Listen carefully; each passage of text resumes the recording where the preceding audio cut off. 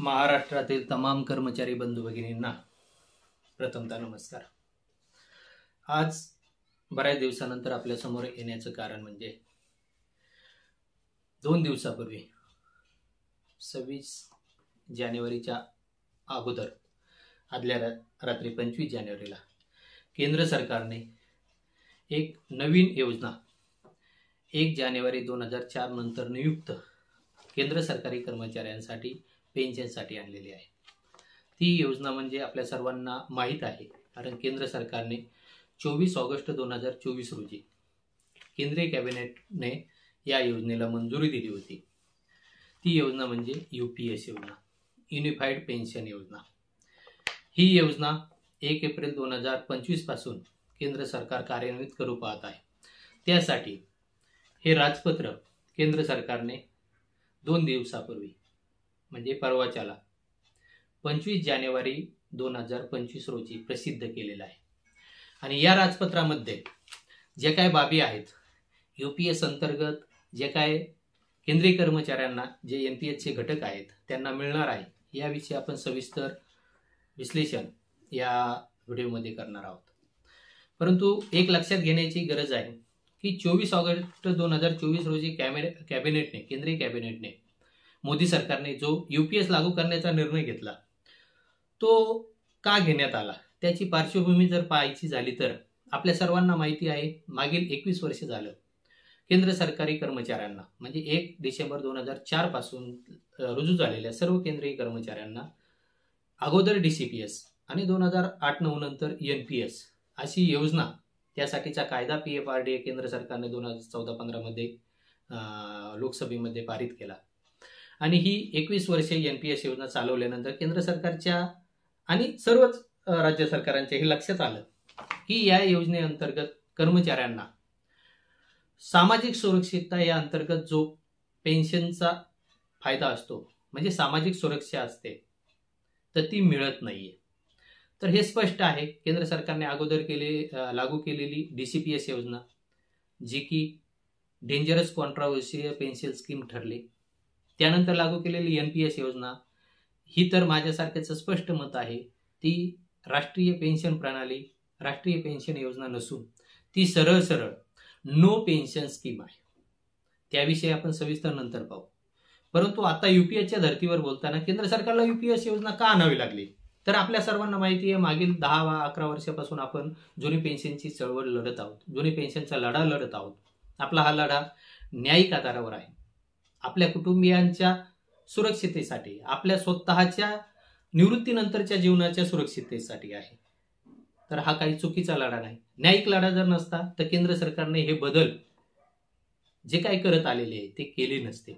आज केवळ आपण बोलणार आहोत, मी महाराष्ट्र शासनाचा यामध्ये संबंध घेणार नाही, कारण महाराष्ट्र शासनाने अजून ही योजना त्या पद्धतीने स्वीकारलेली नाही। आज त्याविषयीची कोणतीही कार्यपद्धती महाराष्ट्र शासनाने निर्गमित केलेली नाही, पण केंद्र सरकारने केली, म्हणून आता केंद्र सरकारच्या धर्तीवर आणि केंद्रीय कर्मचाऱ्यांच्या हिशोबाने आपल्याला बोलावं लागणार आहे। एक कर्मचारी म्हणून मी हे बोलणार आहे।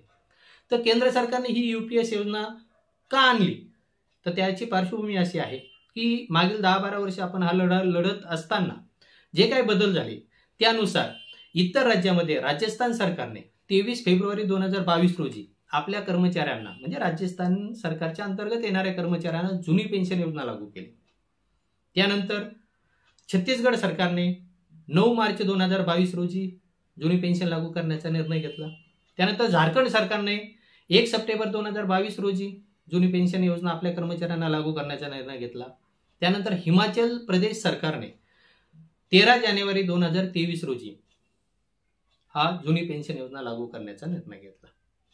मग आता या सर्व राज्यांमध्ये सध्याचं जे केंद्र सरकार आहे त्याच्या विपक्षी दल असलेलं पक्षांचे सरकार आहे आणि त्यांनी जुनी पेन्शन योजना लागू करण्याचा निर्णय घेतल्यामुळं 2014च्या लोकसभेच्या अगोदर केंद्र सरकारवर दबाव वाढू लागला की इतर राज्य जर जुनी पेन्शन योजना लागू करत असतील तर आपल्यालाही, कारण केंद्र सरकारलाही हे माहिती आहे, आज नव्हे 2006-07 पासून माहिती आहे की आपल्या एनपीएस योजनेतून कर्मचाऱ्यांना पेन्शन स्वरूपात काही विशेष लाभ अजिबात मिळत नाही। नवे एनपीएस योजनेमध्ये कर्मचारी रिटायर झाल्यानंतर त्याच्या कुटुंबियाचा त्याचा उदरनिर्वाह कसाच होऊ शकत नाही. विशेष म्हणजे यासाठी आयुष्यभर त्या कर्मचाऱ्याच्या वेतनातून 10% कपात केली जाणार आहे.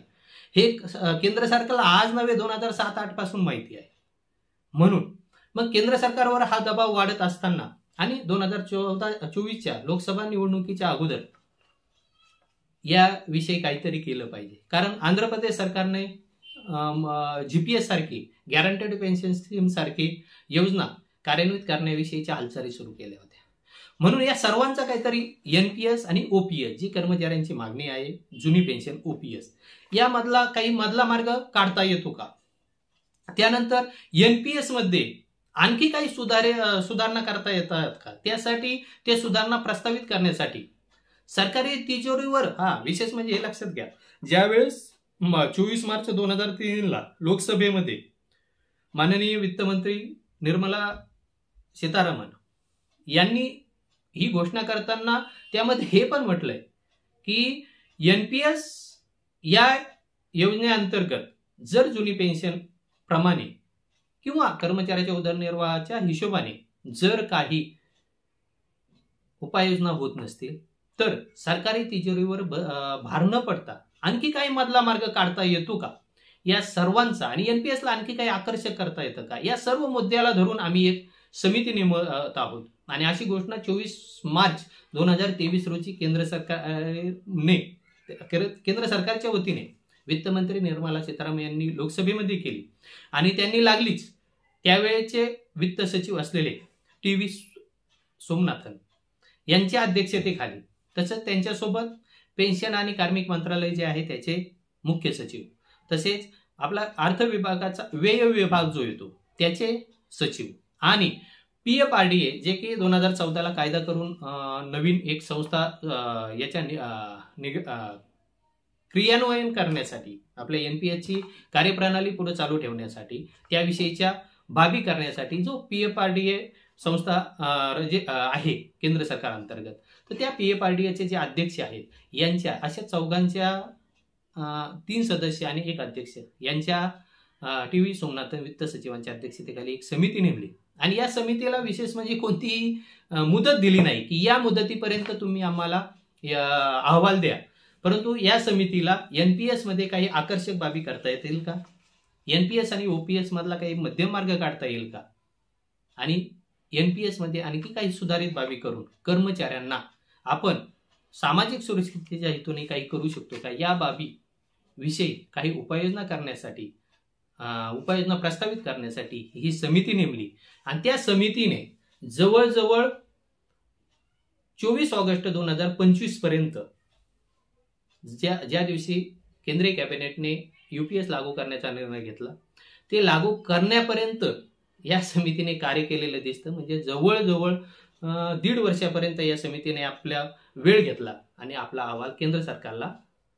तत्कालीन वित्तमंत्री टी.व्ही. सोमनाथन साहेब यांच्या अध्यक्षतेखाली केंद्र सरकारने नेमलेल्या एनपीएस सुधार समितीने आपल्या शिफारशी केंद्र सरकारला दिल्या आणि 24 ऑगस्ट 2024 रोजी केंद्र सरकारने आपल्या कॅबिनेट बैठकीत या शिफारशी स्वीकारून एक नवीन योजना समोर आणली आणि त्या योजनेचं नाव केंद्र सरकारने युनिफाईड पेन्शन स्कीम जी की एकीकृत पेन्शन योजना म्हणून समोर आले. आता त्याच दिवशी या योजनेविषयी सविस्तर माहिती एका पत्रकार परिषदेमध्ये स्वतः माहिती व प्रसारण मंत्री अश्विनी वैष्णव यांनी दिली आणि त्यामध्ये या योजनेमध्ये त्यांनी सांगितलं की 4 पिलर असतील जे की महत्त्वाचे आहेत कर्मचाऱ्यांच्या सामाजिक सुरक्षा अंतर्गत पेन्शन देण्यासाठी आणि कर्मचाऱ्यांना पेन्शनची शाश्वती देण्यासाठी. आता या योजनेमध्ये त्यांनी जे 4 पिलर सांगितले त्यामध्ये पहिला पिलर होता तो कर्मचाऱ्यांना निश्चित अशी ॲज्युअर्ड पेन्शन आम्ही देऊ. त्याच पद्धतीने याच योजनेमध्ये दुसरा जो पिलर होता तो कर्मचाऱ्यांना निश्चित अशी ॲश्युअर्ड फॅमिली पेन्शन देऊ आणि तिसरा पिलर होता कर्मचाऱ्यांना ॲश्युअर्ड आणि मिनिमम पेन्शन देऊ. आता यासोबतच या योजनेमध्ये चौथा आणि 5वा पिलर त्यांनी सांगितला होता की या योजनेमध्ये कर्मचाऱ्यांना जे की NPSमध्ये इन्फ्लेक्शन इंडेक्सेशन मिळत नाही तर ते देखील आम्ही देऊ आणि सोबतच कर्मचाऱ्यांना आम्ही ग्रॅज्युटीसोबतच आणखी काही लमसम अमाऊंट देऊ, जे की त्यांनी स्पष्ट केलं तर त्या पद्धतीने एक शेवटच्या बेसिक पे आणि DA याच्या 10% आणि प्रत्येक वर्षाच्या 6 महिने याप्रमाणे. आता या सर्वांविषयी आपण सविस्तर पुढं पाहणार आहोत. या ठिकाणी आपल्याला हे पिक्चर्स दाखवण्यामागचं महत्त्वाचं कारण एकच आहे की आपण पाहू शकता या युनिफाईड पेन्शन स्कीमचं स्पष्टीकरण त्यावेळेस त्यांनी देत असताना स्पष्ट सांगितलेलं होतं की ही योजना युनिफाईड पेन्शन स्कीम UPS या नावाने असेल, एकीकृत पेन्शन योजना असेल. आजपर्यंतच्या जेवढ्या पेन्शन योजना आहेत या सर्वांचा आम्ही अभ्यास करून ही नवीन पेन्शन योजना समोर आणत आहोत. ही NPS अंतर्गतच असेल. आम्ही याबाबतचा अभ्यास करताना आम्ही जवळजवळ सर्व राज्यातील फायनान्स सेक्रेटरी, RBI असेल, वर्ल्ड बँक असेल, सर्व कर्मचारी संघटना असतील, या सर्वांसोबत जवळजवळ 100च्या वर बैठका करून एक सुनिश्चित अशी पेन्शन देणारी योजना आम्ही कर्मचाऱ्यांसाठी घेऊन आलेलो आहोत. आणि ही योजना आजपर्यंतचे जे काय NPSमध्ये निश्चित पेन्शन किती मिळेल किंवा महागाई इंडेक्सेशन जे होतं या बाबतीतली जी गॅरंटी नव्हती ती आणण्याचा पूर्णतः प्रयत्न केलेला आहे. याविषयीचं सांगताना त्यांनी सांगितलं होतं की ही एक पेन्शन योजना असेल. आपण पाहू शकता त्यांनी जे 5 पिलर सांगितले त्या प्रत्येक ठिकाणी assured pension, assured family pension, assured minimum pension, म्हणजे पेन्शन हा शब्द प्रत्येक ठिकाणी आलेला आहे. आता या तिन्ही प्रकारच्या गॅरंटीमध्ये पेन्शन हा शब्द त्यांनी त्यांच्या आपल्या स्पीचमध्ये अश्विनी वैष्णव यांनी सांगितल्या होत्या. परंतु आता प्रत्यक्षात जेव्हा ही योजना कार्यान्वित करण्यासाठीची अधिसूचना समोर आलेली आहे, म्हणजे त्यावेळच्या प्रश्न नोटमध्ये प्रत्येक ठिकाणी प्रत्येक गॅरंटी मागं पेन्शन हा शब्द वापरला. परंतु सध्या आपण ही अधिसूचना जेव्हा समोर आली त्यावेळेस पाहू शकतो इथं हिंदीमध्ये शब्द आहे सुनिश्चित भुगतान आम्ही देऊ. आता इथं इंग्लिशमध्ये आपण पाहिलं म्हणून इथं इंग्लिशमध्ये पाहू ॲश्युअर्ड पे आउट हा या शब्दाचा उल्लेख केलेला आहे. तसंच आपण पुढं देखील पाहू शकतो जी कुटुंबियांबाबतीत फॅमिली पेन्शनच्या बाबतीत त्यांनी सुतोवाच केले होते. इथं आपण पाहू शकता फॅमिली पे आउट देऊ. त्यानंतर इथंही पाहू शकता फॅमिली पे आउट देऊ. म्हणजे ही जर अधिसूचना पाहिली तर या अधिसूचनेमध्ये ज्या पद्धतीने 24 ऑगस्ट 2024 रोजी प्रत्येक ठिकाणी पेन्शन पेन्शन पेन्शन हा शब्द वापरण्यात आलेला होता, तो शब्द प्रत्यक्षात अधिसूचनेमध्ये केंद्र सरकारने का वापरला नाही याविषयी थोडी कर्मचाऱ्यांच्या मनामध्ये नक्कीच शंका येणारी बाब आहे. आता ते का वापरला नाही काय नाही याविषयीचं आपण पुढं सविस्तर पाहणारच आहोत. पण ही नक्कीच जी अधिसूचना समोर आलेली आहे ही अधिसूचना नक्कीच त्यांनी 24 ऑगस्ट 2024 रोजी घोषित केल्याप्रमाणे ठोस पेन्शन देणारी यामध्ये ठोस पेन्शन मिळेल या पद्धतीचं कुठंही दिसून येत. आणखी एक महत्त्वाची बाब यामध्ये त्यावेळेस 24 ऑगस्ट 2024 रोजी केलेल्या कॅबिनेट बैठकीच्या स्पीचनंतरच्या बाबी आणि सध्या प्रत्यक्षात अस्तित्वात आलेल्या अधिसूचनेतील फरक यामध्ये आणखी एक महत्त्वाची बाब आहे ती म्हणजे लमसम अमाऊंटबाबत. आता लमसम अमाऊंटबाबत ज्यावेळेस प्रेस नोट समोर आली होती त्यावेळेस सांगण्यात आलं होतं की lump sum payment at superannuation in addition to gratuity, म्हणजे ग्रॅज्युटीच्या पश्चात आम्ही ही जी काही लमसम अमाऊंट देणार आहोत ती देणार आहोत. परंतु आता प्रत्यक्षात अधिसूचनेमध्ये याबाबत स्पष्टता कुठंच दिलेली नाही. म्हणजे ग्रॅज्युटी आम्ही काय करणार आहोत, ग्रॅज्युटी देणार का नाही देणार, ग्रॅज्युटीच्या पश्चात आम्ही एक्स्ट्रा लमसम अमाऊंट देणार आहोत की कदाचित आम्ही फक्त लमसम अमाऊंट देणार आहोत, ग्रॅज्युटी देणार का नाही देणार, असं कोणतेही स्पष्टीकरण या अधिसूचनेमध्ये आलेलं नाही. आणखी एक महत्त्वाची बाब सगळ्यात घातक म्हणता येईल अशी एक बाब यामध्ये आहे की शासन या NPSमध्ये आपल्याला पूर्वीच्याला 14% अंशदान शासन अंशदान म्हणून देत होतं. परंतु या ठिकाणी घोषणा केली त्याच वेळेस 24 ऑगस्ट 2024 रोजी सांगितलं होतं की आम्ही आमचं कॉन्ट्रिब्युशन सरकारी कॉन्ट्रिब्युशन हे 14 वरून 18.5% करणार आहोत. ही एक याबाबतची शाश्वती होती की NPS ही योजना प्रत्यक्षात पेन्शन योजना नाही आहे, तिला माझ्यासारखा तर सरळ सरळ म्हणतो की ही नो पेन्शन स्कीम आहे. परंतु आपण सध्या ती कार्यान्वित आहे म्हणून तिला घेऊन चाललो तरी 14% अंशदान शासनाचं त्यामध्ये मिळत होतं. तर या UPS योजनेमध्ये ते 18.5% करण्याचं आश्वासित त्यावेळेस करण्यात आलं होतं. परंतु प्रत्यक्षात जेव्हा अधिसूचना आली तेव्हा सर्वात घातक बाब कर्मचाऱ्यांसाठी ही आहे की हे 18.5% शासनाचं अंशदान करत असताना त्यांनी बेंचमार्क कॉर्पस नावाने जी काही नवीन संकल्पना आणलेली आहे ती कर्मचाऱ्यांना पेन्शन देण्याच्या हिशोबाने किंवा मिळण्याच्या हिशोबाने सर्वात घातक भविष्यामध्ये ठरणारी बाब यामध्ये आलेली आहे. म्हणजे प्रत्यक्षात ज्यावेळेस ही घोषणा करण्यात आली होती कॅबिनेट बैठकीनंतर त्यावेळेच्या घोषणा आणि आज प्रत्यक्षात आलेली अधिसूचना यामधले तफावत जर पाहिलं तर सर्वात महत्त्वाच्या ठळक बाबी आपल्याला सांगता येतील. त्या म्हणजे ही अधिसूचनेमध्ये UPS या शब्दामधला P हा जो अक्षर आहे ज्याला आपण पेन्शन म्हणतो या अक्षराला सरळ सरळ या अधिसूचनेमध्ये पे आउट यासाठी वापरलेलं स्पष्टरित्या या ठिकाणी दिसून येतं. दुसरी बाब म्हणजे जो लमसम अमाऊंट आपल्याला दिली जाणार होती ती लमसम इथं 5 नंबरमध्ये आपण पाहू शकता की लमसम पेमेंट जे देणार होते निवृत्तीनंतरचं ते ग्रॅज्युटी व्यतिरिक्त देणार होते. तर प्रत्यक्षात अधिसूचनेमध्ये त्या पद्धतीचं स्पष्टीकरण दिलेलं नाही. आणखी एक महत्त्वाची बाब आहे की 14% कॉर्पस हा 18.5% करणार ही जी घोषणा होती तर ते 18.5% करताना 3 प्रकारच्या कॉर्पसच्या संकल्पना प्रत्यक्षात अधिसूचनेत आणल्यात. ज्यामध्ये पहिला कॉर्पस असेल तो इंडिव्हिज्युअल कॉर्पस ज्याला IC हे नाव देण्यात आलेलं आहे. दुसरा कॉर्पस आहे तो पूल कॉर्पस ज्यामध्ये जे 8.5% अंशदान एक्स्ट्रा शासनाचं येणार आहे ते त्यामध्ये जमा करणार आहोत. आणि ज्यावेळेस पेन्शनची निश्चिती केली जाणार आहे ती निश्चिती बेंचमार्क कॉर्पसला धरून असेल त्या पद्धतीने पेन्शन दिली जाईल अशा पद्धतीचा फरक या महत्त्वाचा या राजपत्रामध्ये दिसून येत आहे. आणि घोषित केलेल्या 24 ऑगस्ट 2024च्या पत्रकार परिषदेत किंवा कॅबिनेट बैठकीमधला आणि या राजपत्रात हा स्पष्ट फरक आहे.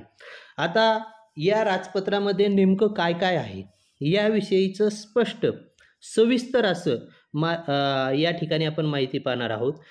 थोडा व्हिडिओ मोठा होईल याची मला कल्पना आहे. कदाचित एका भागात तो झाला नाही तर पूर्ण सर्व समजून घेण्यासाठी आपल्याला 2-3 भागामध्ये हे राजपत्र समजून घ्यावं लागेल. एवढं ते महत्त्वाचं आहे. आणि मला ज्या ज्या काही बाबी माझ्या अनुभवाने माझ्या अभ्यासाने यातून जाणवतात ते आपणास मी सांगण्याचा प्रयत्न करतो. कृपया ते आपण आता यापुढं पाहूया. आता हे जे भारत सरकारचं राजपत्र आहे ते 25 जानेवारी 2025 म्हणजे आपली प्रजासत्ताक दिन जो आत्ता 2 दिवसापूर्वी झाला त्या प्रजासत्ताक दिनाच्या पूर्वसंध्येला आलेली ही अधिसूचना आहे. म्हणजे प्रकाशित झालेली ही अधिसूचना आहे. त्या अधिसूचना ही 24 जानेवारी 2025 या नावाने यापुढं असेल. आता या अधिसूचनेमध्ये काय म्हटलं आहे तर ते सविस्तर पाहूया. आपण या ठिकाणी पाहूया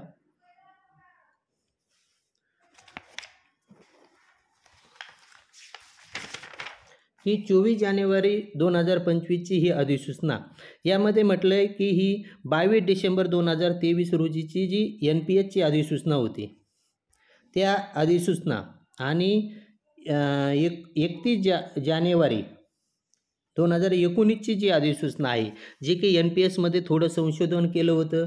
त्या संशोधनानंतर इन्व्हेस्टमेंट पॅटर्न किंवा PFMS पेन्शन फंड मॅनेजर निवडण्याची संधी असेल किंवा आपलं जे 10%वरून 14% अंशदान करणं या 3-4 बाबी ज्या सुधारित केल्या होत्या त्या सुधारित अधिसूचना या दोन्हीच्या अधिसूचनेअंतर्गत जी NPS योजना सध्या कार्यान्वित आहे त्या अंतर्गतच ही विकल्प देणारी ही एकीकृत पेन्शन योजना आता आम्ही सुरू करण्याचा निर्णय घेतला आहे. त्यानंतर पुढं या योजनेला नाव देताना त्यांनी आपण अगोदरच पाहिलं तसंच दिलेलं आहे एकीकृत पेन्शन योजना ज्याला इंग्लिशमध्ये युनिफाईड पेन्शन स्कीम UPS असं म्हटलं आहे. आणि हे केंद्रीय कर्मचाऱ्यासाठीची अधिसूचना असल्यामुळं केंद्रीय कर्मचाऱ्यांना जे सरकारी केंद्रीय कर्मचारी आहेत त्यांना NPS अंतर्गतच ही UPS योजनेचा विकल्प घेता येईल असं या ठिकाणी सांगितलेलं आहे. त्यानंतर पुढं या योजनेविषयीचे जी काही पात्रता आहे ती पात्रता सर्वात महत्त्वाची बाब यामध्ये आपल्या समोर दिसते. तर या योजनेमध्ये पात्रता ठरवताना त्यांनी ठळक बाबी दिलं आहे की याची आर्यक सेवा ही 10 वर्षे असली पाहिजे. आता 10 वर्षाच्या आत जर कोणाची सेवा झाली असेल तर त्या कर्मचाऱ्याला या योजनेअंतर्गत लाभ मिळणार नाही. त्याला NPS योजनेअंतर्गत जे काय आता आपण अनुभव घेतोय की NPSमध्ये साधारणतः 700-800 ते 1100-1200 2100 रुपयाच्या वर जवळजवळ कोणालाही 15-20 वर्षामध्ये पेन्शन मिळाल्याचं आपल्याला दिसत नाही. तर त्या अंतर्गतच लाभ घ्यावे लागतील. परंतु या योजनेमध्ये जर यायचं असेल, UPSमध्ये जर यायचं असेल तर 10 वर्षाची आर्यक सेवा ही झालीच पाहिजे तरच या योजनेमध्ये येता येईल. आता सगळ्यात महत्त्वाचा आणखी एक महत्त्वाचा पॉईंट आपण या ठिकाणी पहा, ही जी आर्यक सेवा आहे याची व्याख्या खरं तर आपण आजपर्यंत जेवढ्या शासनाच्या अधिसूचना असतील त्या अधिसूचनेमध्ये 2 नंबरचा जो खंड असतो किंवा 2 नंबरचा जो नियम असतो त्यामध्ये या अधिसूचनेत प्रत्येक जो शब्द आहे त्याच्या व्याख्या दिलेल्या असतात. परंतु आपण या अधिसूचनेत पाहू शकतो कुठेही या पद्धतीने व्याख्या दिलेल्या नाहीत. मग आता या आर्यक सेवा या शब्दाचा अर्थ आजपर्यंत असा असा आहे की कर्मचाऱ्याची नियुक्ती दिनांकापासून त्याची आर्यक सेवेला सुरुवात होते. तर तो जोपर्यंत रिटायर होत नाही तोपर्यंतचा कालावधी हा आर्यक सेवा म्हणून घेतला जातो. परंतु या UPS योजनेमध्येची आर्यक सेवाची पात्रता ही कर्मचाऱ्याची जेवढ्या कालावधीची कपात झालेली आहे त्या कपात झालेल्या कालावधीलाच आर्यक सेवा म्हटलेलं आहे. म्हणजे यापुढे आपला नियुक्ती दिनांक ही आपली आर्यक सेवा नसून कर्मचाऱ्याची प्रत्यक्षात झालेली कपात ही आर्यक सेवा असणार आहे. ही ठळक बाब आपण या ठिकाणी लक्षात घ्यायची. आता आपला प्रश्न असा येईल की महाराष्ट्राची परिस्थिती वेगळी आहे. महाराष्ट्राची परिस्थिती निश्चित वेगळी आहे. ही अधिसूचना काही महाराष्ट्रातल्या कर्मचाऱ्यांसाठी लागू नाही, फक्त ही केंद्रीय कर्मचाऱ्यांसाठी लागू होणारी अधिसूचना आहे. आपल्या महाराष्ट्र शासनाने आपल्यासाठी देखील अशीच UPS योजना किंवा ज्याला आपण GPS म्हणतोय, सुधारित राष्ट्रीय पेन्शन योजना म्हणतोय किंवा आणखी सुधारित UPS म्हणूया, अशी जी काही भविष्यात लागू करायची त्याचा बेस म्हणून आपण या योजनेकडे पाहतोय. आता महाराष्ट्राची परिस्थिती वेगळी आहे, त्याविषयी सविस्तर आपण नंतर पाहणारच आहोत. ठीक आहे. आता पहिली यातली पात्रता आहे आर्यक सेवा ही 10 वर्षे असली पाहिजे. आता आर्यक सेवा काय हे आपल्या सर्वांच्या लक्षात आलंय. त्यानंतर दुसरा महत्त्वाचा पॉईंट या ठिकाणी त्यांनी दिला आहे की FR अंतर्गत. आता FR 56 म्हणजे जो आहे तो फंडामेंटल राईट दिलेले आहे केंद्र सरकारकडे की कोणत्या कर्मचाऱ्याची सेवा जर लोकांच्या म्हणजे ती कंपल्सरी रिटायरमेंट सारखीच परिस्थिती आहे. सार्वजनिक हिताची जर ठरत नसेल तर त्या कर्मचाऱ्याला सेवानिवृत्त करण्याचा अधिकार FR 56 या नियमांतर्गत CC 1972 अंतर्गत केंद्र सरकारला आहे. तर त्याच्या पद्धतीने जर निवृत्त केलं तर त्या निवृत्तीबाबतीतला तो नियम आहे. आणि तिसरी बाब जी आहे आर्यक म्हणजे योजनेची पात्रतेबाबत तो आहे 25 वर्ष की न्यूनतम आर्यक सेवा. म्हणजे जर केंद्र सरकारचा कर्मचारी UPS अंतर्गत विकल्प देत NPS अंतर्गत असलेल्या UPS योजनेचा विकल्प देत असेल तर त्याची सेवा 25 वर्षे झाली पाहिजे. पण आता महाराष्ट्रामध्ये जी सुधारित राष्ट्रीय पेन्शन योजने दिलेली आहे यामध्ये हाच कालावधी 20 वर्षे आहे. तर महाराष्ट्राच्या बाबतीत आपण नंतर पाहूया. तर यामध्ये UPS अंतर्गत केंद्र सरकारने स्वतःच्या कर्मचाऱ्यांसाठी 25 वर्ष आर्यक सेवा अवधी जर झाला तरच आम्ही तुम्हाला अंतिम वेतनाच्या 50% निवृत्ती वेतन प्लस त्यावर महागाई भत्ता अशा पद्धतीचं देऊ असं पात्रता यामध्ये दिली. आता आणखी एक सर्वात महत्त्वाची बाब, आता या पद्धतीने जर नियम समोर येत असतील आणि तेही लोकशाही प्रणालीत येत असतील तर आता त्याला काय म्हटलं पाहिजे हे आपण ठरवणं गरजेचं आहे. की इथं एक विषय दिला आहे की स्वैच्छिक सेवानिवृत्ती, म्हणजे ज्याला आपण VRS म्हणतो, व्हॉलंटरी रिटायर स्कीम.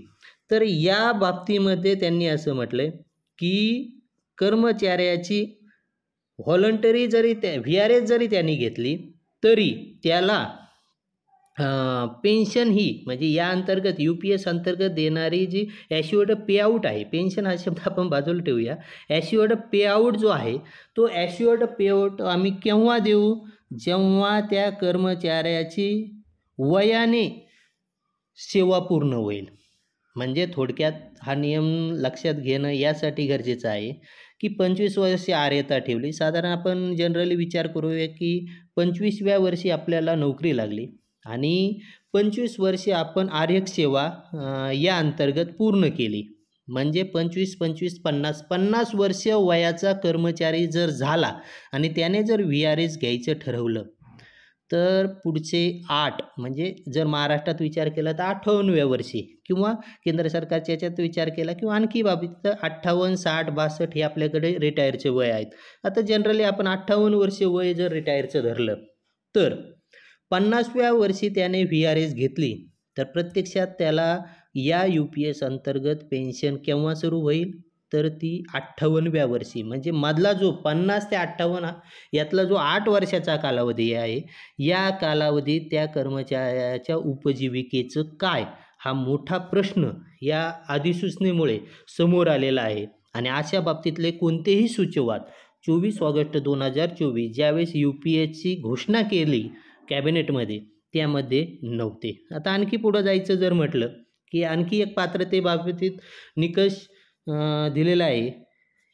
जे आपण चर्चा केली तो मुद्दा या ठिकाणी आहे की 25 वर्ष की न्यूनतम आरक्षित सेवा अवधि के पश्चात 25 वर्ष की एक मिनट 25 वर्ष की न्यूनतम आरक्षित सेवा के पश्चात सेवानिवृत्ति के मामले में यदि सेवा अवधि अधिवर्षिता तक जारी रहती है तो उस तारीख से जब ऐसा कर्मचारी अधिवर्षिता प्राप्त कर लेगा. म्हणजे 50व्या वर्षी जरी रिटायरमेंट घेतली तरी त्याला प्रत्यक्षात ॲश्युअर्ड पेआउट हे 58व्या वर्षानंतरच मिळेल अशा पद्धतीचं आहे. दुसरी एक गोष्ट यामध्ये त्यांनी दिले, सेवा से हटाने के या बर्खास्ती या कर्मचारी की इस्तीफे के मामले में सुनिश्चित भुगतान उपलब्ध नहीं होगा. म्हणजे एखाद्याची बरखास्ती झाली, डिसमिसल झालं तर त्याला सुनिश्चित भुगतान म्हणजे ॲश्युअर्ड पेआउट आम्ही देणार नाहीत. ऐसे मामलों में एकीकृत पेन्शन योजना का विकल्प लागू नाही आहे. म्हणजे असे जे बरखास्ती केलेले कर्मचारी असतील त्यांच्या बाबतीत UPS योजना त्यांना लागू राहणार नाही. आता या योजनेचे आपल्याला पुढं लाभ बघायचे. या योजनेअंतर्गत काय लाभ मिळणार आहेत तर पहिला विषय येतोय, इस योजना के अंतर्गत सुनिश्चित भुगतान म्हणजे ॲश्युअर्ड पे आउट इस अधिसूचना में उल्लिखित अन्य शर्तों के अधीन खालीलप्रमाणे असतील. म्हणजे या अधिसूचनेत तुम्हाला सुनिश्चित भुगतान ॲश्युअर्ड पे आउट केव्हा मिळेल तर पूर्ण सुनिश्चित भुगतान के दर सेवानिवृत्ति के तुरंत पहले 12 मासिक और औसत मूल वेतन की 50% होगी. म्हणजे कर्मचाऱ्याचं ॲश्युअर्ड पेआउट ठरवताना शेवटचं त्याचं जे वेतन आहे 12 महिन्याचं त्या मूळ वेतनाचे म्हणजे मूळ वेतन जे आहे 12 महिन्याचं त्या मूळ वेतनाच्या 50% मूळ वेतन आम्ही या पेन्शनसाठी धरलं जाणार. म्हणजे 50% तुम्हाला पेन्शन मूळ वेतनाच्या मिळणार. आणि त्यासाठी मात्र पुन्हा तोच पॉईंट की आर्यक सेवा आर्हता किती पाहिजे तर कपात झालेले कमीत कमी 25 वर्ष. त्यानंतर दूसरा पॉइंट येतो, आरक्षित सेवा अवधि के मामले में आनुपातिक भुगतान स्वीकार्य होगा. म्हणजे जर आरक्षित सेवा ही 25 वर्षापेक्षा कमी असेल तर त्या बाबतीत त्या प्रमाणात आम्ही पेन्शनसुद्धा कमी करणार. म्हणजे आता इथं समजून घ्यायची बाब ही आहे की 25 वर्षे जर सेवा झाली तर 50% मूळ वेतनाच्या 12 महिन्याच्या सरासरी बाबतीतली पेन्शन मिळेल. जर एखाद्या कर्मचाऱ्याची एकूण सेवा 24 वर्षे झाली, आरेख सेवा म्हणूया, तर त्या बाबतीत त्याला 48% पेन्शन, मूळ वेतन सरासरी 12 महिन्याच्या मूळ वेतनाच्या 48% पेन्शन मिळेल. तसेच समजा आपण एखाद्या कर्मचाऱ्याची 20 वर्षे धरूया, तर 20 वर्षे असेल तर त्याला 40%, अशा पद्धतीने अनुपातिक पेआउट यामधून मिळणार आहे. आता नंतरचा पॉईंट यामध्ये आहे, 10 साल या उससे अधिक की आरेख सेवा के पश्चात सेवानिवृत्त होने पर 10,000 रुपये की न्यूनतम गॅरंटी. म्हणजे 10 वर्षाच्या वर सेवा झाली असेल आणि एखाद्या कर्मचाऱ्याची या वर्षाप्रमाणे पेन्शन, म्हणजे एखाद्याची 11 वर्षे झाली तर 22%, पण 22% पेन्शन बसत असताना ती जर 8,500च बसत असेल तर ती 10,000च्या आत आली, म्हणजे त्या कर्मचाऱ्याला किमान, मग आम्ही 8,500 पेन्शन नाही देणार त्याला, कमीत कमी या UPSमध्ये 10 वर्षाच्या वर सेवा झाली असेल तर आम्ही 10,000 रुपये कमीत कमी पेन्शन देणार, याची गॅरंटी यामध्ये दिली. आता पुढचा विषय आहे, न्यूनतम 25 वर्ष की आरेख सेवा के पश्चात स्वैच्छिक सेवानिवृत्ती, ज्यावर आपण पाठीमागे चर्चा केली की 25 वर्षानंतर जर स्वेच्छानिवृत्ती घेतली तरी त्याला पेन्शन, स्वेच्छानिवृत्ती घेतली त्या तारखेपासून सुरू नाही होणार, तर त्याच्या वयाचे निवृत्ती वर्ष, म्हणजे मगाशी उदाहरण पाहिलं 50 वर्ष झाल्यानंतर जर VRS घेतली तरी 58 वर्षानंतरच त्याला सुनिश्चित पेआउट मिळण्याची व्यवस्था या अधिसूचनेत आहे. आता त्यानंतर पुढचा पॉईंट आहे चौथा, पेन्शन पेआउट देण्याबाबतीतला, की आदिवर्षिता के पश्चात. आता आदिवर्षिता म्हणजे आपण तो हिंदी शब्द आहे, आपण लक्षात घ्यायचा की रिटायर झाल्यानंतर किंवा निवृत्ती झाल्यानंतर. निवृत्तीनंतर जर कर्मचारी पेआउट, म्हणजे पेआउट, आता या शब्दाचा आपण अर्थ पेन्शनच घेऊया, पेआउट किंवा पेन्शन घेत असेल तर त्या कर्मचारी आणि पेन्शन घेत असेल किंवा सेवानिवृत्त झाल्यानंतर आणि तो जर मृत्यू पावला तर त्यानंतर त्याच्या कुटुंबियाला 60% एवढी पेआउट मिळेल. आता इथं पुन्हा तोच स्वैच्छिक सेवानिवृत्ती FR 56 जो केंद्र सरकारला फंडामेंटल राईट आहे एखाद्या कर्मचाऱ्याला निवृत्त करण्याचा, त्या अंतर्गत जरी कर्मचाऱ्याला निवृत्त केला असेल आणि जरी तो मयत झाला, ते पेआउट घेताना, ते पेन्शन घेत असताना, तरी त्याच्या कुटुंबियांना 60% पेन्शन, म्हणजे आपल्याकडे जे जुन्या पेन्शनमध्ये निवृत्तीनंतर म्हणजे कर्मचारी जर मयत झाला तर त्याच्या कुटुंबियाला जे 30% मिळत होतं की त्याच 30%ला इथं 60%मध्ये, म्हणजे थोडक्यात त्या 30ची डबल 60, कारण सेवेत असताना कर्मचारी मयत झाला तर त्याच्या कुटुंबाला 10 वर्षासाठी जुन्या पेन्शनमध्ये 50% निवृत्तीवेतन मिळत होतं आणि त्यानंतर ते 30%वर जात होतं.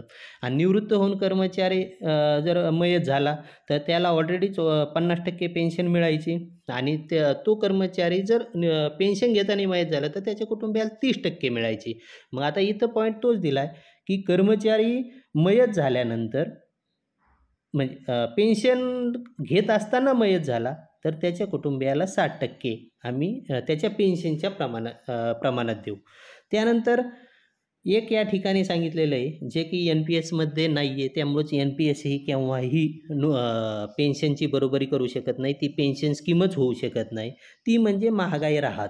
मग आता या योजनेमध्ये आणखी एक निश्चिती दिलेली आहे की जी काही पेन्शन मिळणार आहे, मग ती सुनिश्चित पेन्शन असेल, अगोदर पाहिली तशी पारिवारिक पेन्शन असेल, या सगळ्या बाबतीत महागाई भत्त्याची गणना.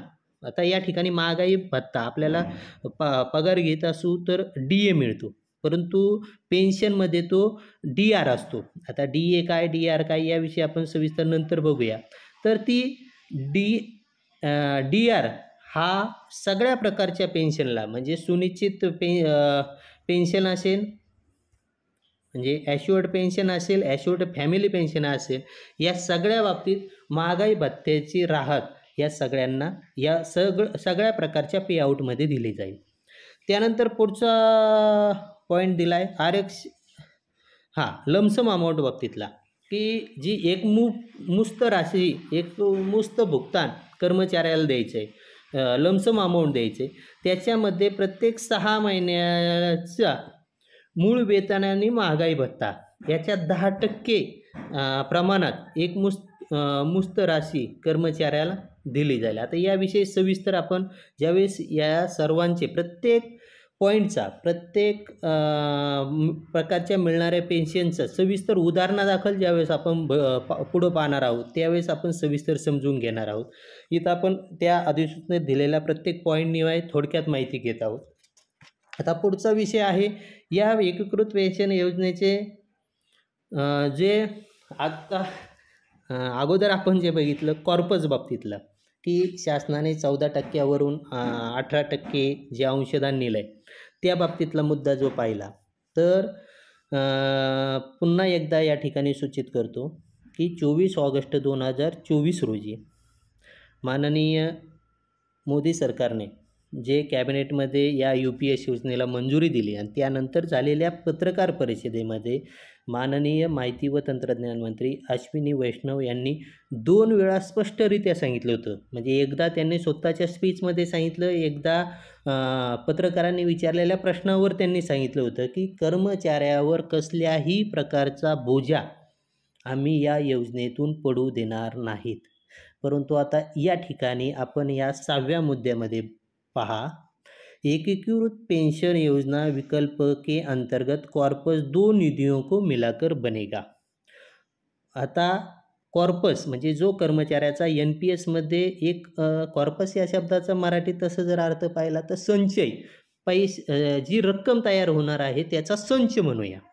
तर त्या संचाचे इथं विभागणी केली. पहिला असेल कर्मचारी अंशदान और उसके बराबर केंद्र सरकार के अंशदान के साथ एक व्यक्तिगत कॉर्पस.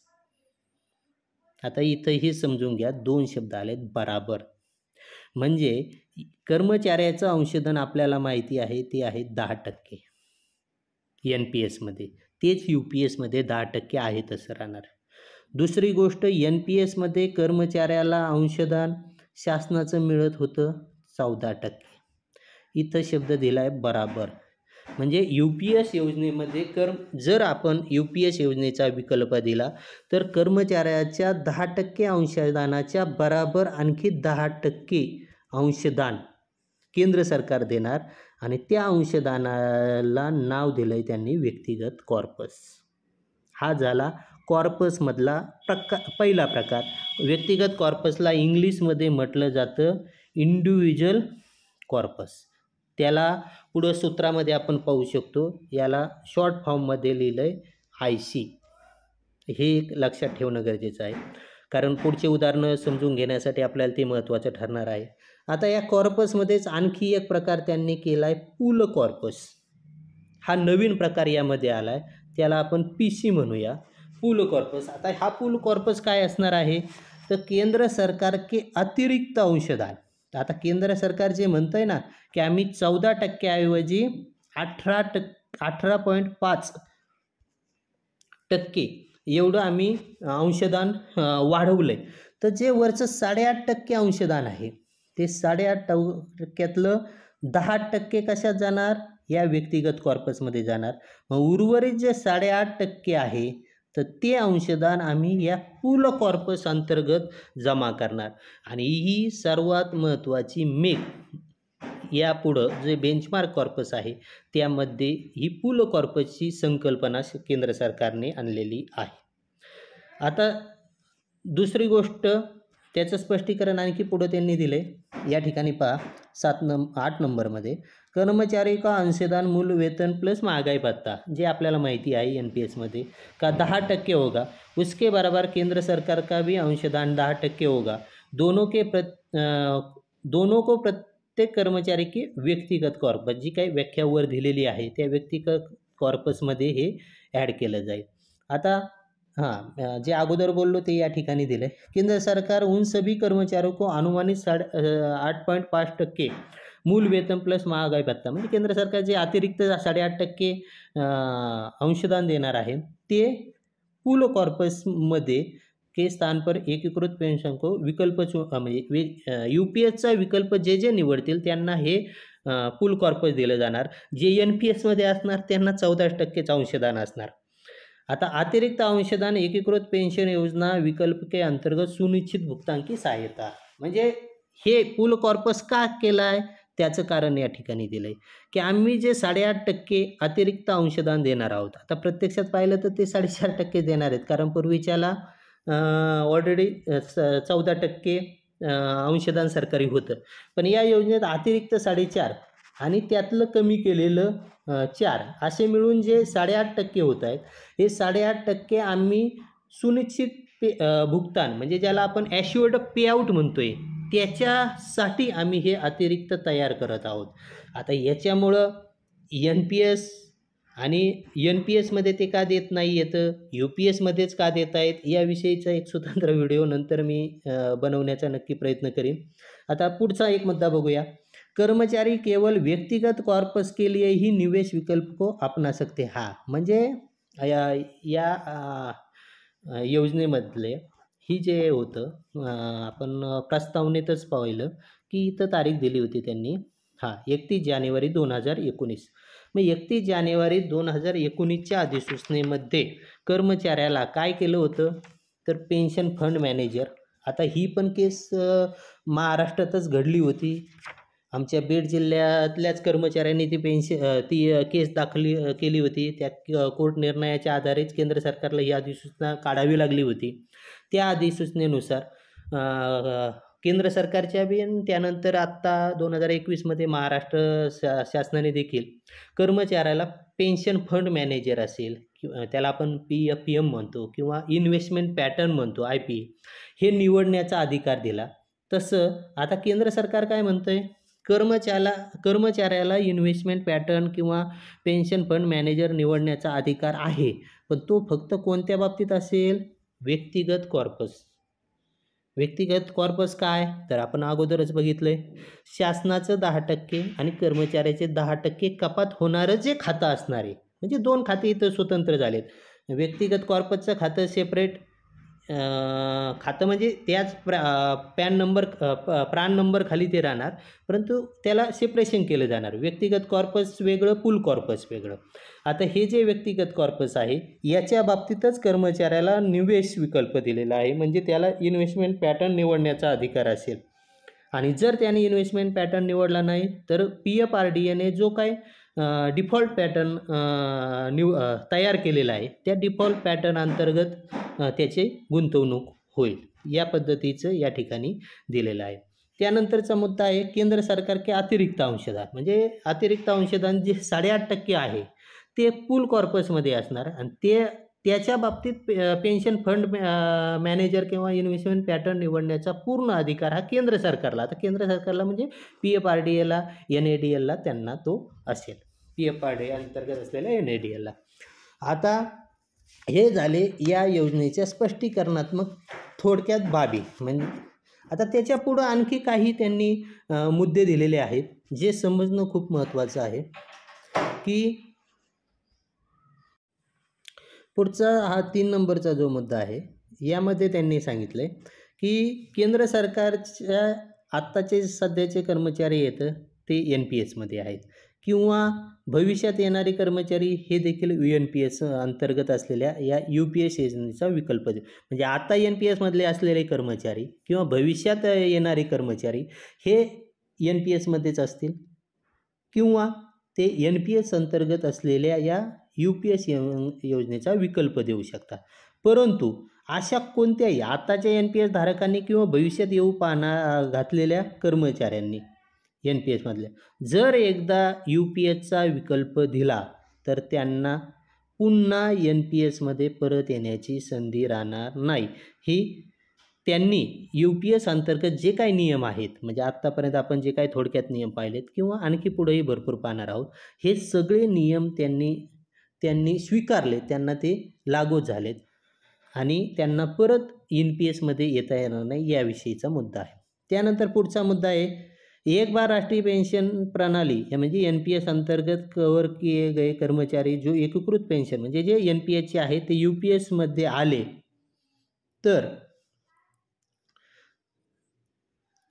एकीकृत पेंशन UPSचा विकल्प का उपयोग करते है तो कर्मचारी स्थायी निवृत्ती खाता म्हणजे त्यांचं जे NPSचं खातं आहे त्यातला जो कॉर्पस आहे सध्याचा NPS खात्यात सध्या जमा असलेला कॉर्पस याला लगेच UPS मध्ये व्यक्तिगत कॉर्पस यामध्ये ॲड केलं जाईल म्हणजे तो वर्ग UPS खात्यामध्ये NPS खात्यामधला सध्याचा जो काही कॉर्पस त्यांचा आहे जी काही संचय आहे एकूण जमा झालेली रक्कम आहे त्याला जर त्या कर्मचाऱ्याने UPS या योजनेचा स्वीकार केला तसा विकल्प दिला तर 1 एप्रिलनंतर त्या कर्मचाऱ्याचं NPS खात्यात असलेली रक्कम ही त्याच्या UPS मधल्या व्यक्तिगत खात्यामध्ये व्यक्तिगत कॉर्पसच्या खात्यामध्ये वर्ग केली आता या ठिकाणी आणखी एक मुद्दा महत्त्वाचा आहे ज्या 5 नंबर मुद्द्यात दिला आहे की बेंचमार्क कॉर्पस जी या UPS योजनेमध्ये मारलेली सर्वात मोठी मेक म्हणता येईल ज्या 2-3 मेक आहेत पहिली आहे बेंचमार्क कॉर्पस दुसरी आहे लमसम अमाऊंट ही ग्रॅज्युटी व्यतिरिक्त दिली जाणार का नाही या बाबतीतले निश्चिती न देणे आणि तिसरं म्हणजे कर्मचाऱ्याचं अंशदान 10% घेणे आणि ते 10% अंशदान एकीकृत पेन्शन योजनेअंतर्गत सुनिश्चित पेन्शन देण्याच्या बदल्यात ते पूर्णच गिळंकृत करणे अशा ज्या काही बाबी यामध्ये आहेत यामध्ये ही जी बेंचमार्क कॉर्पस आहे ते बेंचमार्क कॉर्पस आम्ही कसं ठरवणार या बाबतीतले पूर्ण अधिकार म्हणजे ते ठरवण्याचा अधिकार PFRDAला दिलेला आहे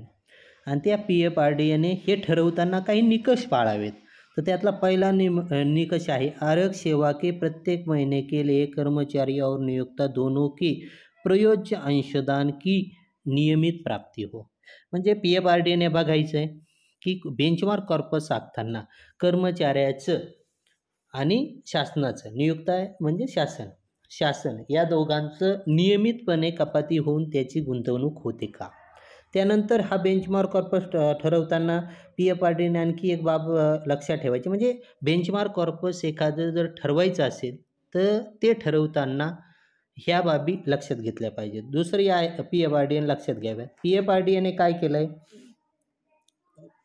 की जी नियमित कपात न झालेल्या बाबी आहेत त्या देखील ठरवताना त्याचा उपयुक्त मूल्य म्हणजे हिंदीतून मराठीत करताना थोड्या गोष्टी लक्षात घ्या नियमित कपात जर झालेली नसेल तर PFRDAद्वारे त्याचं एक व्हॅल्यू ठरवली जाईल आणि त्या व्हॅल्यूचा विचार हा बेंचमार्क कॉर्पस ठरवताना केला जाईल त्यानंतर पुढचा मुद्दा आहे असे जे काही ऐसे अंशदानों के निवेश पेंशन निधि म्हणजे PFRDA द्वारा यथा परिभाषित निवेश के डिफॉल्ट पॅटर्न के अनुसार होगा म्हणजे कर्मचाऱ्याला जो व्यक्तिगत कॉर्पसमध्ये इन्व्हेस्टमेंट पॅटर्नची संधी उपलब्ध करून दिलेली आहे आणि पूल कॉर्पसमध्ये ते सरकारकडेच डिफॉल्ट पॅटर्ननुसार असेल तर हा जो बेंचमार्क कॉर्पस ठरवायचा आहे हा बेंचमार्क कॉर्पस कशाच्या आधारावर ठरवला जाणार तर डिफॉल्ट पॅटर्नमध्ये जे काही रिटर्न मिळालेले असतील त्या गुंतवणुकीवर जे काही रिटर्न मिळालेले असतील त्याला मध्य धरून हा बेंचमार्क कॉर्पस ठरवला जाईल त्यानंतर 6वा मुद्दा यामध्ये दिलेला आहे कि कर्मचारी के निवेश विकल्पों के साथ व्यक्तिगत कॉर्पस में मूल्य या यूनिटों का आवधिक आधार पर ऐसे कर्मचारियों को सूचित किया जाएगा म्हणजे बेंचमार्क कॉर्पस आणि व्यक्तिगत कॉर्पस कारण व्यक्तिगत कॉर्पसची गुंतवणूक करण्याचा अधिकार हा कर्मचाऱ्याला दिलेला आहे मग व्यक्तिगत कॉर्पस आणि बेंचमार्क कॉर्पस या दोन्हीमध्ये जर फरक असेल, आता आपल्याला माहिती आहे की NPS अकाउंटमध्ये आपली जी रक्कम आहे ती युनिट या आधारावर दिलेली असते. म्हणजे त्या गुंतवणूक म्युच्युअल फंडामध्ये देखील आपल्याला माहिती असेल की ते युनिट मध्ये त्याची गणना केली जाते. मग जर बेंचमार्क कॉर्पस आणि व्यक्तिगत कॉर्पस यामध्ये जर तफावत आढळत असेल तर त्याविषयीची तफावतीची माहिती कर्मचाऱ्याला वेळोवेळी की बेंचमार्क कॉर्पस आज समजा त्यांनी ठरवलं आहे ₹100, PFRDAने ठरवलं ₹100 आहे आणि जर कर्मचाऱ्याची व्यक्तिगत गुंतवणुकीचा पर्याय निवडलेला असल्यामुळे ती जर 102 असेल तर तुम्ही ₹2 आमच्यापेक्षा जास्त तुमचं युनिट चाललेलं आहे किंवा कर्मचाऱ्याचं काही कारणास्तव ₹98 युनिट मूल्य होत असेल तर मग वेळोवेळी हे कळण्याची सुविधा PFRDAने द्यावी की बेंचमार्क कॉर्पेस आज रोजी युनिटचं मूल्य ₹100 आहे. तुमच्या गुंतवणुकीत व्यक्तिगत कॉर्पस इंडिव्हिज्युअल कॉर्पसच्या गुंतवणुकीचं मूल्य आज रोजी 98 आहे. म्हणजे तुम्ही ₹2 बेंचमार्क कॉर्पसपेक्षा कमी आहात. हे कर्मचाऱ्यांना वेळोवेळी दाखवण्याचं कळवण्याचं सुविधा PFRDA तयार करून देईल. अशा पद्धतीचा हा 6 नंबरचा मुद्दा आहे.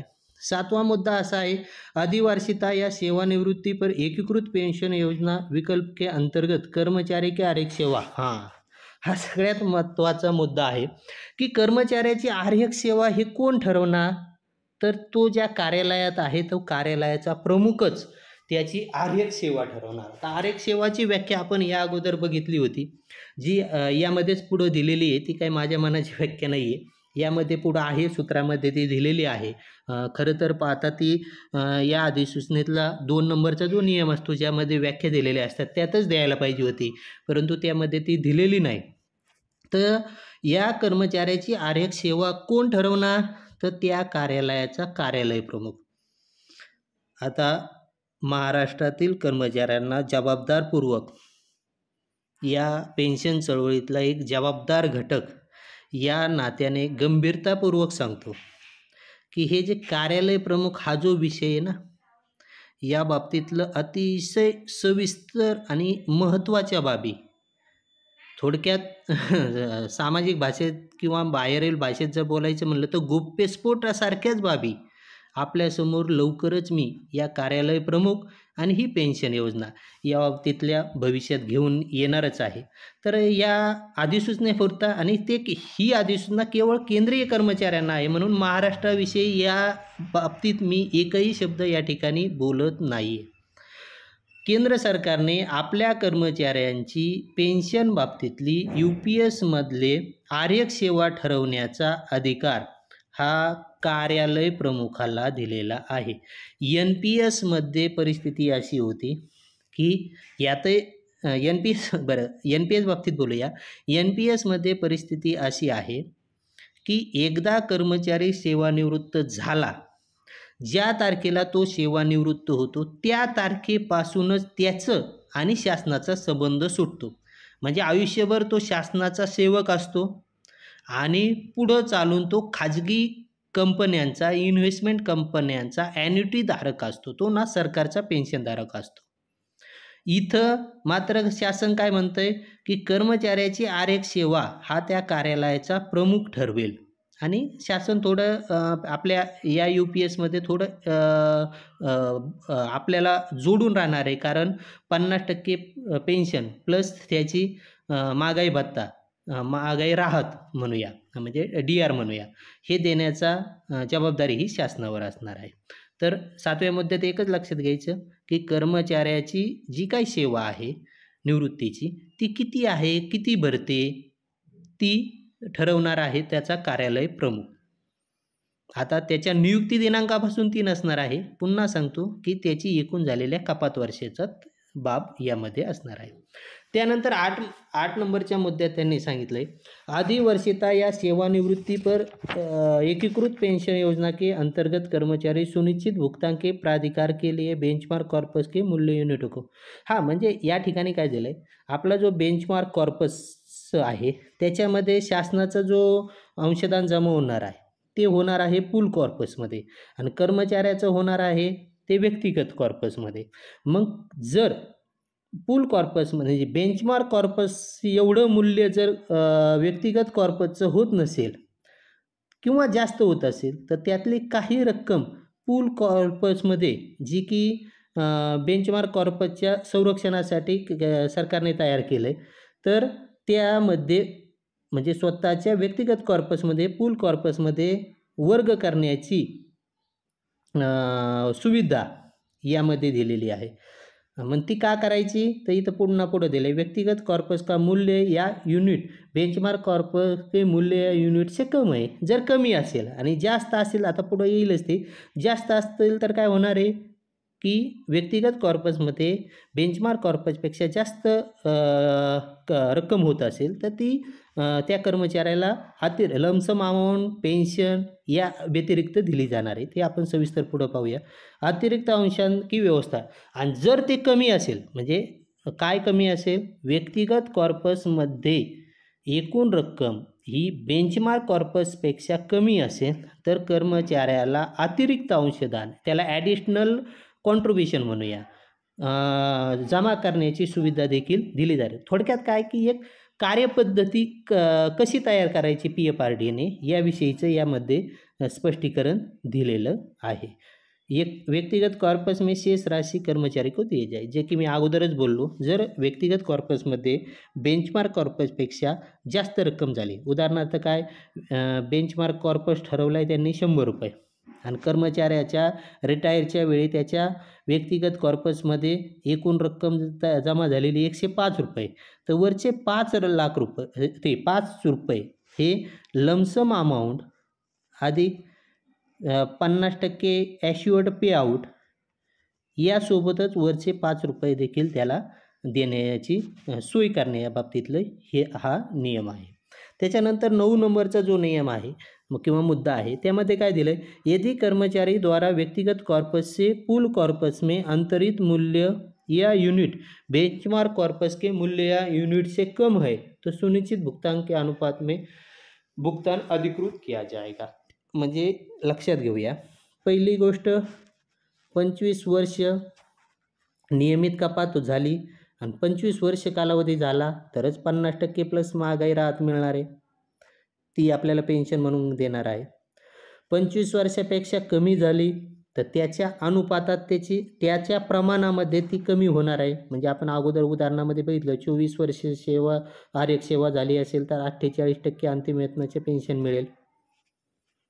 आता ही पेन्शन केवळ तुमचा आर्यक सेवा कालावधी कमी झाला म्हणून कमी होणार ही तर पहिली बाब आहे, परंतु आणखी एका मुद्द्यामुळे देखील ती कमी होणार आहे आणि तो मुद्दा म्हणजे जर बेंचमार्क कॉर्पसपेक्षा व्यक्तिगत कॉर्पसमध्ये पेन्शन कॉर्पस जर कमी असेल तर पेन्शनसुद्धा त्या प्रमाणातच कमी होणार आहे. म्हणजे पेन्शन कमी होण्याचे इथं हा दुसरा मुद्दा, जे की अगोदरच मी तुम्हाला म्हटलं होतं की बेंचमार्क कॉर्पस ही मोठी मेक यामध्ये मारली तर पेन्शन कमी होण्यासाठी तो एक कारणीभूत भविष्यात ठरू शकतो. त्यानंतर 10वा नियम या ठिकाणी दिलेला आहे, एकीकृत पेन्शन योजना एक निधी आधारित होय. ही पेन्शन योजना एक गुंतवणुकीवर आधारित पेन्शन योजना आहे. आपल्याला माहिती आहे, आता महाराष्ट्रात दुर्दैवाची बाब म्हणजे महाराष्ट्रात बी केंद्र सरकारने बी ज्यावेळेस 1 एप्रिल 2024 पासून योजना लागू केली तेव्हा DCPSची योजना केंद्र सरकारची होती. DCPS योजना ही कुठेही गुंतवणूक योजना नाही, हे सिद्ध झालं आहे. त्यानंतर योजना आली NPSला तर मी सरळ म्हणतो की नो पेन्शन स्कीम आहे. ही एक गुंतवणुकीवर आधारित म्हणजे साध्यातला साधा म्युच्युअल फंड आहे का, त्या म्युच्युअल फंडपेक्षाही साधी ही NPS योजना आहे, तिथं पेन्शन योजना नाही. आता नवीन आली UPS योजना. ही UPS योजना देखील ज्यावेळेस 24 ऑगस्ट 2024 रोजी मंत्रिमंडळाने मंजुरी दिली आणि तत्कालीन माहिती व प्रसारण मंत्री अश्विनी वैष्णव यांनी स्पष्टीकरण दिलं. त्यामध्ये त्यांनी सांगितलं होतं की UPS योजना ही देखील एक आहे फंड बेस्ड म्हणजे निधी आधारित, फंडवर आधारित ही पेन्शन योजना असेल. आता इथं पहा तुम्ही, इथं मात्र त्यांनी शब्द वापरला आहे पेन्शन. अगोदर आपण सगळ्या बाबतीत जे काही मिळणार आहे assured payout, assured minimum payout, assured family payout, त्या प्रत्येक ठिकाणी शब्द आहे पेआउट, पीचा उल्लेख पेआउट आहे.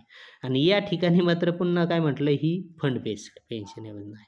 ह्याच काय म्हणायचं, याला चलाखी शासन करतं आहे. बरं असू द्या, ते आपण पुढं बघूया. आता शासन त्याही 24 ऑगस्ट 2024 रोजी म्हटलं होतं की ही निधी आधारित म्हणजे फंड बेस्ड योजना असेल. इथंही म्हटलेलं ही फंड बेस्ड योजना आहे. परंतु ज्यावेळेस घोषणा केली 24 ऑगस्ट 2024 रोजी, त्यावेळेस अश्विनी वैष्णव यांनी जबाबदारपूर्वक सांगितलं होतं की कर्मचाऱ्यावर याचा कोणताही बोजा येणार नाही. आता इथं काय म्हणतंय, कर्मचारियों को सुनिश्चित भुगतान प्रयोज्य अंशदान, म्हणजे कर्मचाऱ्याचं अंशदान आणि शासनाचं अंशदान जर नियमित संचय झाला, त्याच्यातून IC म्हणजे इंडिव्हिज्युअल कॉर्पस योग्य रीतीने तयार झाला, तो जर बेंचमार्क कॉर्पस एवढा असेल तरच 25 वर्षे तो नियमित असेल तर आम्ही 50% प्लस महागाई भत्ता ही पेन्शन देऊ. परंतु आता माझ्यासारख्याला प्रश्न पडतो, इंडिव्हिज्युअल कॉर्पस हा बेंचमार्क कॉर्पस एवढा करायचा आहे आणि इंडिव्हिज्युअल कॉर्पसमध्ये NPS मध्ये जाणारे 14% अंशदान तुम्ही 10%वर आणताय. पूल कॉर्पस नावाने 8.5% स्वतंत्र कॉर्पस तयार करताय. त्या बाबतीतलं स्पष्ट पूल कॉर्पस बाबतीतलं स्पष्ट मार्गदर्शन तुम्ही करत नाही. आणि हे सर्व करत असताना ही योजना फंड बेस्ड आहे हे सांगता. मग आता प्रश्न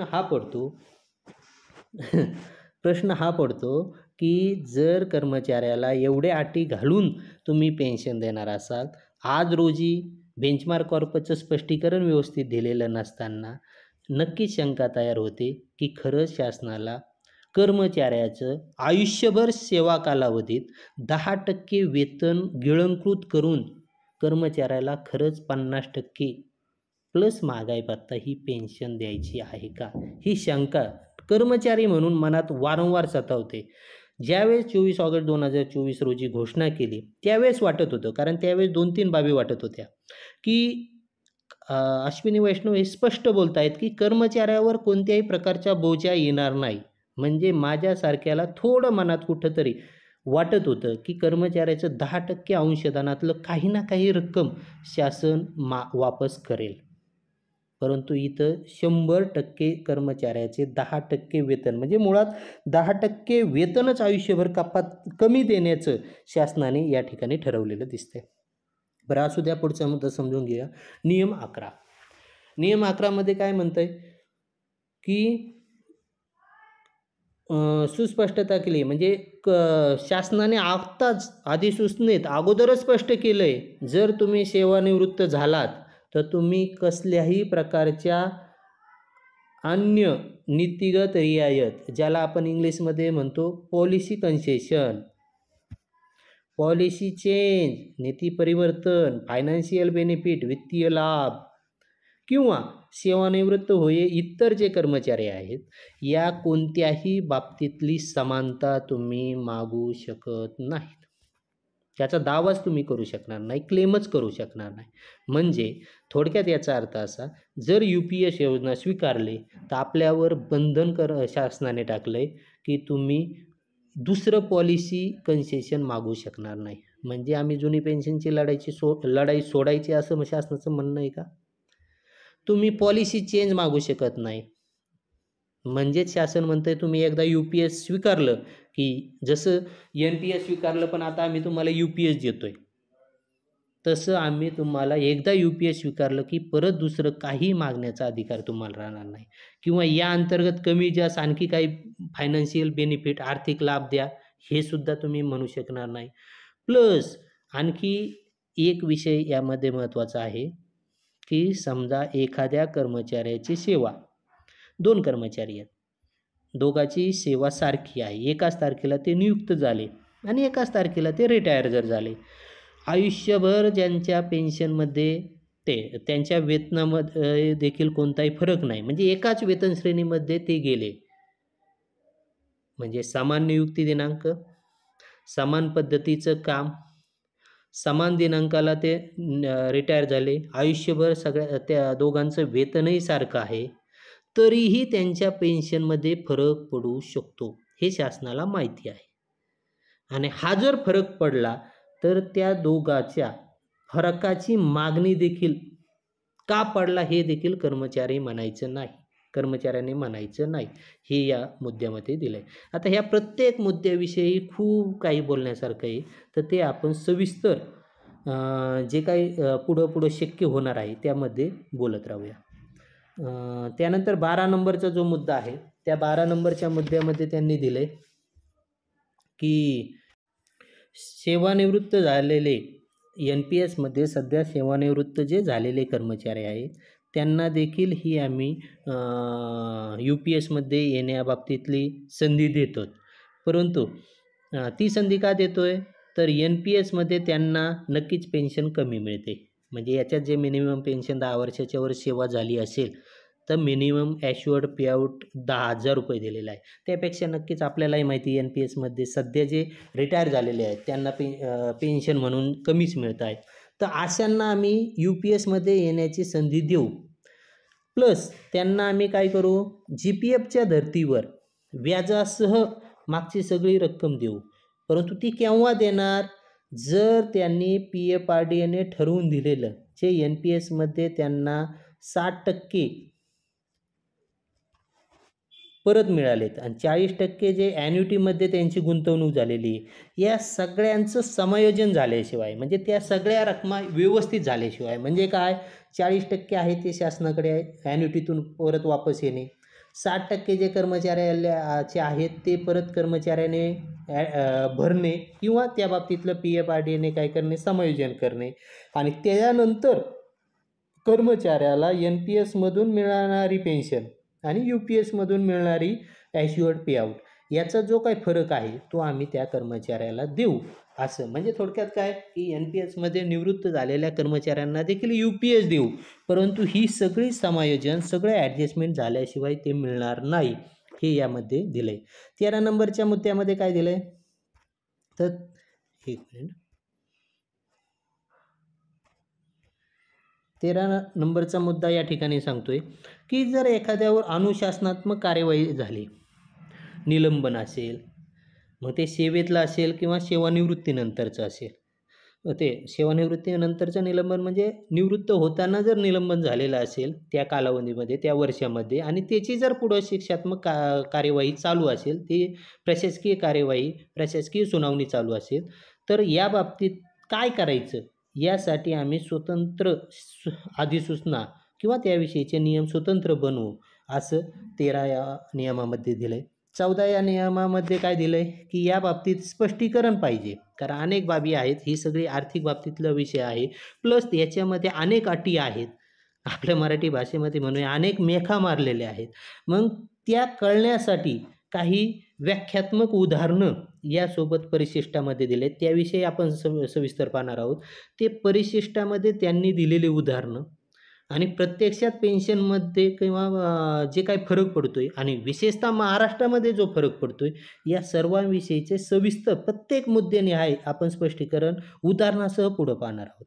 त्यानंतर काय सांगितलं आहे की आपला जो NPS योजना कार्यान्वित करण्यासाठी जो PFRDA कायदा 2014ला मंजूर केलेला आहे, त्या PFRDAला या UPS योजनेचं कार्यान्वयन करण्यासाठी, परिचालन करण्यासाठी कोणत्याही प्रकारचा नियम बनवायचा असेल तर तो नियम बनण्याचा अधिकार PFRDAला दिलेला आहे. म्हणजे एक कार्यप्रणालीसाठीचे नियम बनवण्याचा अधिकार त्यांनी PFRDAला या अधिसूचनेच्या नियम 15 अन्वये ऑलरेडी दिला आहे.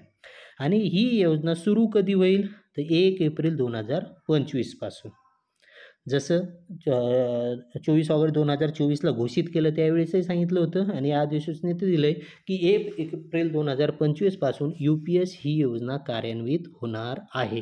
म्हणजे त्या आपल्याला जे सध्या NPSमध्ये केंद्र सरकारचे कर्मचारी आहेत त्यांना विकल्प द्यायचा असेल तर त्यांनी 1 एप्रिल 2025च्या अगोदर द्यावा, हा यामध्ये सांगितलं. आता याच व्हिडिओमध्ये आणखी एक स्पष्टीकरण आपल्याला त्या लमसम अमाऊंटबाबत घ्यायचे की लमसम, आणि तुम्हाला मी अगोदरही बोललो होतो की आर्यक सेवाची व्याख्या तिथं नव्हती दिली कुठं, की 2 नंबरचा जो नियम असतो त्यामध्येच खरं डिफाईन व्याख्या देणं गरजेचं आहे, परंतु तिथं दिली नव्हती. पण इथं मात्र आर्यक सेवाची व्याख्या दिलेली आहे. हे जे इथं मुद्दा आहे, यल सूत्रामधला जो यल आहे तो यल काय सांगतोय, व्यक्ति की पेंशन कॉर्पस में अंशदान के लिए महीनों की संख्या के आधार पर सेवा की 6 मासिक पूर्ण वर्षों की संख्या. म्हणजे एक प्रकारे आर्थिक सेवा या ठिकाणी त्यांनी जवळजवळ घोषित केलेली आहे की जर व्यक्तीच्या कपात झालेली वर्षे असतील त्याचा पेंशन कॉर्पस में अंशदान के लिए महीनों की संख्या के आधार पर, म्हणजे त्याचा जर नियमित कपात झाली असेल तर ते 6 माह त्याचे विभागणी करायची, म्हणजे 6 महिन्याचे टप्पे करायचे, म्हणजेच त्याची आर्थिक सेवा ही त्याच्या कपात झालेल्या बाबीवर अवलंबून आहे, या ठिकाणी आपण म्हणू शकतो. आता लमसम अमाऊंटबाबत त्यांनी काय सांगितलं आहे, आदिवार्षिकता या 25 वर्ष के आर्थिक सेवा पूरी होने के पश्चात किंवा कर्मचारी सेवानिवृत्त झाला कोणत्या नियमाने, जो की फंडामेंटल राईट ऑलरेडी CC 1972 केंद्र सरकारला आहे की सामाजिक सुरक्षेच्या बाबतीत त्या कर्मचाऱ्याची सेवा अडचणीची ठरत असेल, काही अडचण असेल कर्मचाऱ्याच्या बाबतीत, तर त्याला सेवानिवृत्त करण्याचा अधिकार जो केंद्र सरकारला आहे, त्या अंतर्गत जरी त्याला रिटायर केलं गेलं तर त्या कर्मचाऱ्याला लमसम अमाऊंट ही कशी मिळेल, तर समजा त्याचं इथं बेसिक ठरवलं आहे अंतिम 45,000 रुपये. त्यानंतर सध्या केंद्र सरकारचा महागाई दर आहे 53%, आणि मग या दोन्हीची जर बेरीज केली तर ती येते 68,850. हे त्याचं झालं अंतिम वेतन. मग आता लमसम अमाऊंट कशी काढली जाणार, तर या 68,850चे 10% काढायचे, म्हणजे ती येणार 6,000 किंवा 10वा भाग काढायचा 6,885 रुपये, आणि त्याला गुणायचं यलने.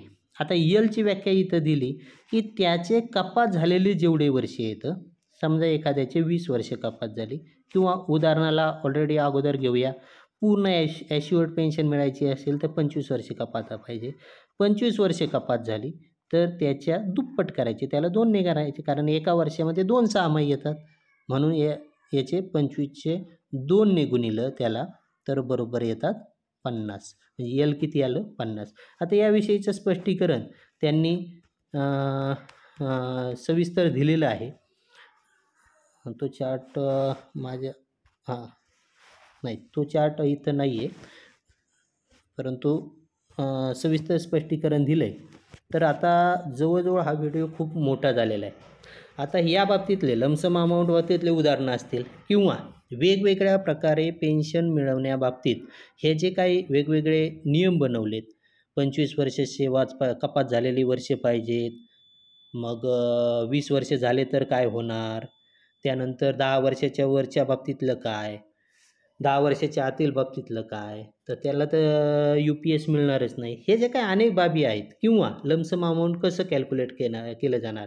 आता हे झालं केंद्र सरकारच्या कर्मचाऱ्यांचं. हीच योजना जर महाराष्ट्रात लागू करायची म्हणलं तर महाराष्ट्रातल्या कर्मचाऱ्यांच्या बाबतीत कशा पद्धतीने कपात कमी जास्त होणार, पेन्शन कशी कमी जास्त होणार, या सर्वाविषयी उदाहरणादाखल आपण सगळ्या बाबी सविस्तर पुढच्या व्हिडिओमध्ये बघूया.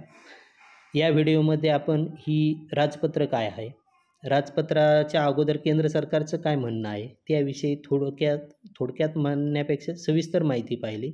आता आणखी उदाहरणं घेऊन सविस्तर बाबी पुढच्या व्हिडिओत नक्की पाहूया. आतापर्यंत जेवढं काही आपण पाहिलं हे केवळ केंद्र सरकारी कर्मचाऱ्यांसाठी आहे. ही अशीच योजना जर महाराष्ट्र शासन स्वीकारणार असेल तर महाराष्ट्रातली परिस्थिती आणि केंद्र सरकारच्या कर्मचाऱ्यांची परिस्थिती खूप वेगळी आहे, कारण ही UPS योजना ही NPS अंतर्गतच ठेवलेली आहे, NPS बंद केलेली नाही. जशी केंद्र सरकारने DCPS पूर्णतः बंद केली आणि NPS लागू केली, परंतु ही जी UPS योजना आहे ही NPS मधलाच एक भाग ठेवलेला आहे. NPSला सिस्टीम म्हटलं आहे, या योजनेला स्कीम म्हटलं आहे. सिस्टीम म्हणजे व्यापक स्वरूप असतं. NPSला व्यापक स्वरूप ठरवलं आहे आणि त्याच्या अंतर्गतला एक भाग म्हणून UPS योजनेला कार्यान्वित करण्याचा केंद्र सरकारचा प्रयत्न आहे. तर त्या बाबतीतली ही अधिसूचना आहे.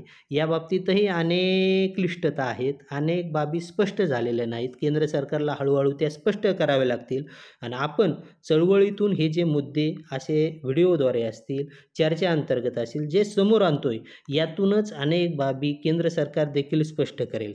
जरी आपण UPSचं स्पष्टीकरण पाहत असलो, NPSचं पाहत असलो, DCPSचं पाहिलं असलं, परंतु या ठिकाणी स्पष्ट सांगू इच्छितो की माझ्यासारख्याचं स्पष्ट मत आहे. आपल्या सर्वांचंही स्पष्ट धारणा ही असली पाहिजे की आपला लढा हा केवळ आणि केवळ जुनी पेन्शनचा आहे.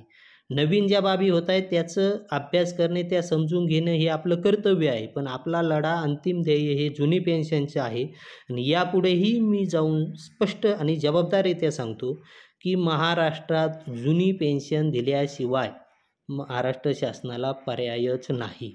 भलं केंद्र सरकार NPS UPS चालू ठेवू शकतं, इतर राज्य देखील NPS UPS किंवा आणखी नवीन योजना चालू ठेवू शकतं, परंतु महाराष्ट्रातली मागील 20 वर्षाची परिस्थिती, 19 वर्षाची परिस्थिती पाहता महाराष्ट्रात जुनी पेन्शनशिवाय पर्याय नाही, हे पुन्हा एकदा जबाबदारीपूर्वक सांगतो.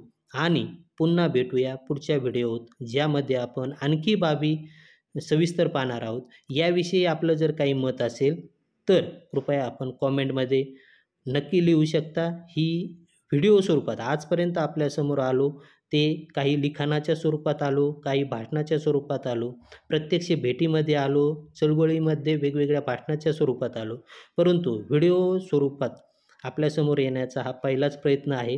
यामध्ये तांत्रिक बाबीमध्ये मला जास्त कळत नसल्यामुळं काही अडचणी आहेत, कृपया आपण ते समजून घेऊ शकता. व्हिडिओच्या खाली आपले जे काही मतं आहेत, ज्या काही अडचणी आहेत, ज्या काही समस्या आहेत त्या कॉमेंटमध्ये आपण लिहू शकता.